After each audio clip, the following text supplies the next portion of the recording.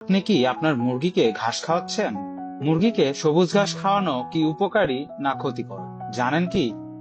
অনেকেই বলে মুরগিকে ঘাস খাওয়ালে ওদের শরীর ভালো থাকে। আসলেই তাই। সবুজ ঘাসে থাকে প্রাকৃতিক ফাইবার, ভিটামিন এ, সি আর ক্যালসিয়াম। বিশেষ করে দেশি মুরগির জন্য ঘাস একদম টনিকের মতো কাজ করে। তবে সাবধান, সবুজ খাবার বেশি দিলে মুরগির পেটে গন্ডগোল হতে পারে। সুতরাং পরিমাণটা হতে হবে নিয়ন্ত্রিত। একটি বড় মুরগির জন্য দিনে 20 থেকে 30 গ্রাম সবুজ ঘাসই যথেষ্ট। সবুজ ঘাস খাওয়ালে ডিমের কুসুম হয় গাঢ় হলুদ, আর মাংস হয় মজবুত, খাঁটি দেশি স্বাদের মতো। বাজারেও বিক্রি হয় বেশি দামে।